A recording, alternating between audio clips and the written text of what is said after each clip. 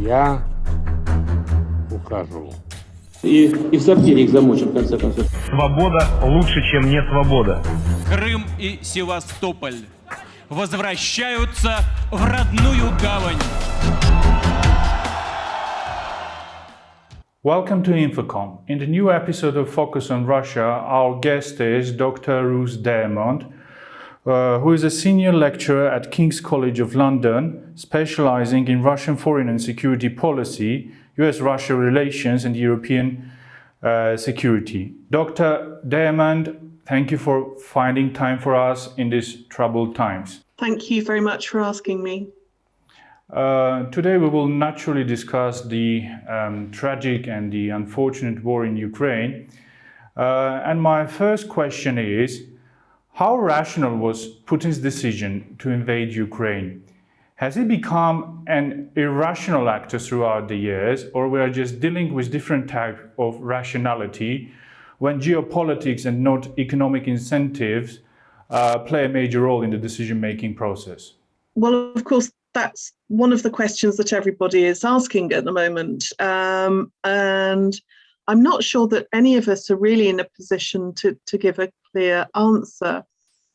You know, I think up until Monday, when Putin chaired the Russian Security Council meeting and gave that extraordinary speech, that probably a lot of certainly Western scholars of Russian domestic and foreign politics still wouldn't have disputed that Putin was a rational actor in the broadest sense. After that, certainly amongst the scholars that I know, there were a lot of questions about whether something had changed in Putin.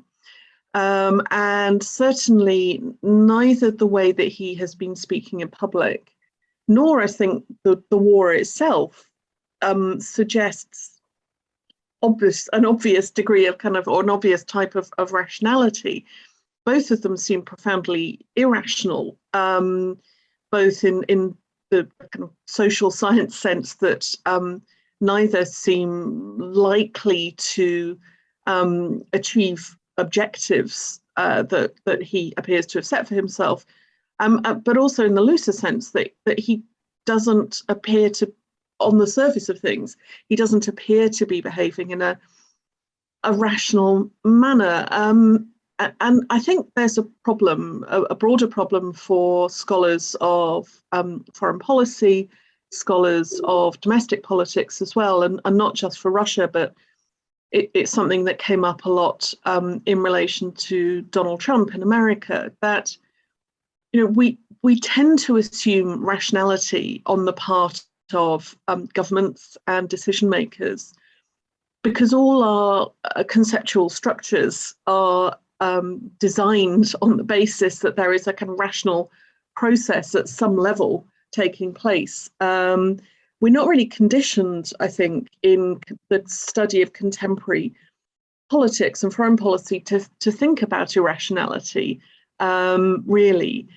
Even when people do, and I've seen this a lot in relation to Putin this week, there's an assumption that actually what looks like irrational behavior has a rational explanation. And so we've seen actually quite a lot of people talking about the Nixon madman theory, the idea first kind of promoted by US President Richard Nixon in the 60s and 70s, that behaving as if you're crazy is a good way to get your enemy to make concessions because they're so uncertain about the limits of your intended action, how far you're prepared to go, that you frighten them into agreeing. And I've seen a lot of people suggest that in relation to Putin this week, but that's a convenient way of explaining what looks not really that explainable, to me at least. But in Nixon's case, when we are talking about the madman theory, the entire point of that theory was just to threaten and then deter certain powers for doing something. But in this case, he didn't just threaten, he resorted to force. That's, in my understanding, the difference. Dr. Deyermond, lots of prominent Russian foreign policy thinkers like Fyodor Lukyanov, for example, are talking about Russia switching to this fortress Russia model. What are your assessments? Is Russia capable of preserving its power and influence under the burdens of these new heavy sanctions and isolation? And what should we expect from Russia in the post-Soviet space particularly? I think a lot of it will depend on what happens with the conduct of the war in Ukraine, inevitably. So, if, as inexplicably to me, if as the Russian government seem to have expected, there's a fairly quick and a relatively low-cost victory in Ukraine, then I assume that will facilitate the ability of the Russian government to exercise a greater degree of kind of power, both outside the borders of the post-Soviet space and inside. We see very heavy comparatively heavy sanctions being put in place by the EU and the UK and the US and other states at the moment. But it's not clear how long they would be willing to bear the domestic cost of, for example, greatly increased energy prices and other economic costs. If Russia is successful, I think it becomes harder to defend sanctions, perhaps under those circumstances, although we'll see.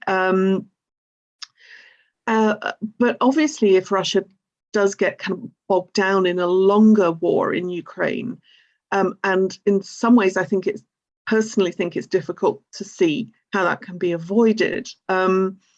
If it looks, as somebody was saying this morning, not like Afghanistan for the Taliban in 2021, but Afghanistan for the Soviet Union in 1979, then at that point, clearly, the economic costs and the domestic political costs, I think, become unsustainable in the long run. And certainly the capabilities of the Russian government to compel other states in the post-Soviet region, I would have thought, becomes extremely difficult. I wonder also whether the relationship with China might suffer if the Russian government looks weak, which would be a consequence of a long war, I think.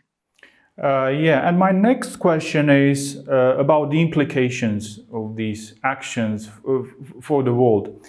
Is the Russian invasion of Ukraine the final nail in the coffin of liberal order? Will other autocratic and revisionist powers in different parts of the world, encouraged and emboldened by Russia's actions, utilize the same toolkit for achieving their geopolitical goals? Again, I think it really does depend on how the war goes for Russia, and we're at such an early stage of the conflict, of what might happen afterwards, that it's very hard to say. But again, the early indications seem to be, at least the reports as they're appearing in the UK and on social media, the early indications are that the Russian armed forces are not achieving the targets that they expected or wanted to achieve at the very start of the conflict.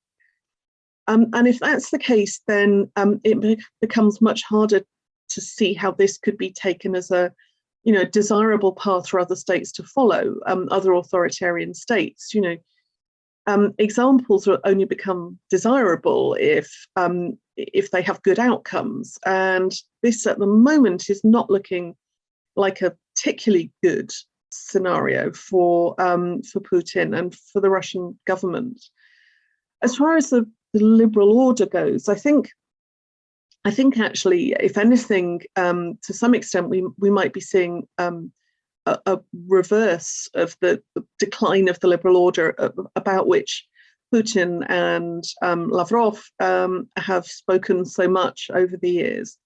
that it's ironic, at least for Putin, that one of the key objectives of this conflict, if we're to take what he said at face value, was to constrain NATO, to push NATO back effectively to the boundaries, at least in terms of military deployments, of 1997, to prevent other states from joining NATO. And actually what seems to be happening is the reverse of that NATO, rather than being weakened, is showing much more coherence than it has done for many years. And you now have certainly politicians in some other not yet NATO states like Finland and Sweden talking about potential NATO membership. So in terms of promoting or speeding up the decline of the liberal order, which we know is something Putin has spoken about a lot,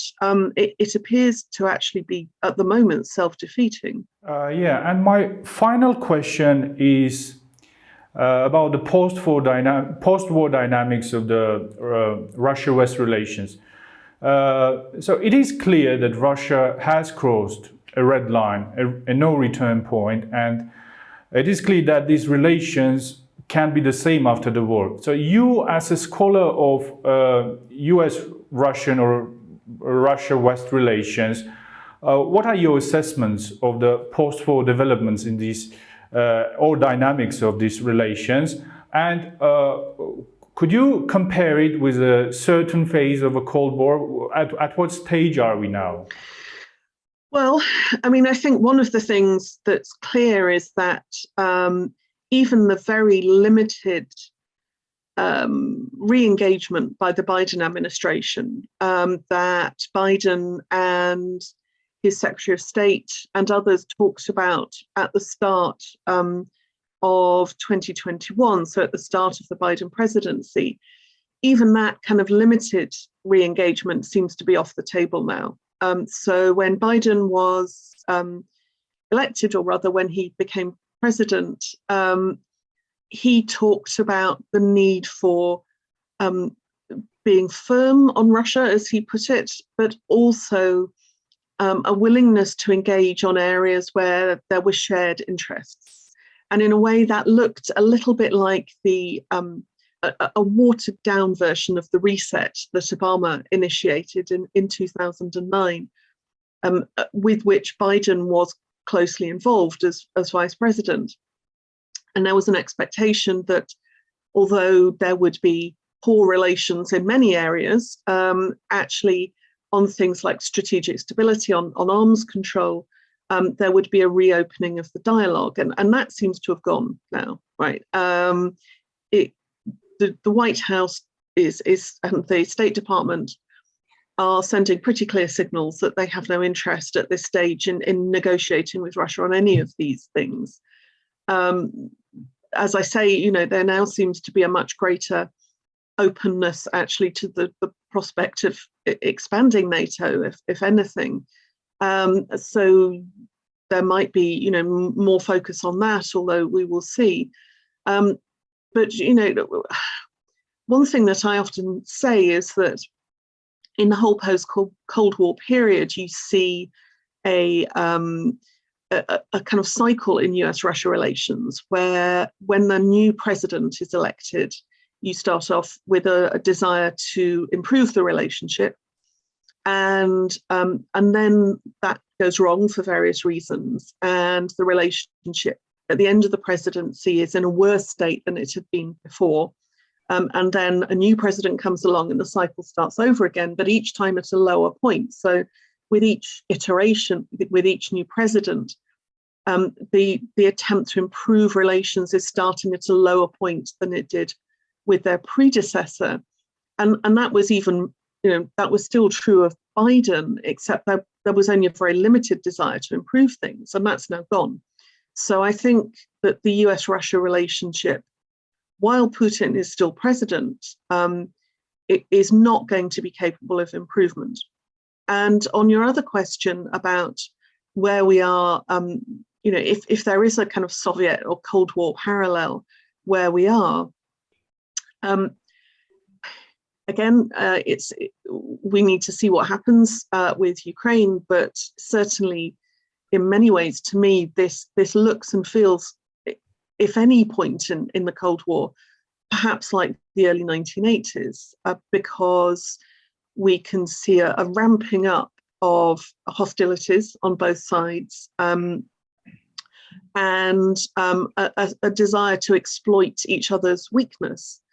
And I wonder, with Putin, that he has spoken, as we all know, about the collapse of the Soviet Union being the greatest geopolitical tragedy of the 20th century. And I wonder actually now if the Soviet Union, if we were to draw a parallel, that he appears to be wanting to take the post-Soviet space back to is the Soviet Union of the early to mid 1980s, so the Soviet Union just before everything falls apart, rather than the Soviet Union in a period of strength. So I think we're at a very dangerous moment, as the early 1980s were, but I wonder what's going to come next. And that will really depend on, I think, how long Putin stays president and who follows him. Dr. Deyermond, thank you for your insights and thank you for your time. Thank you very much.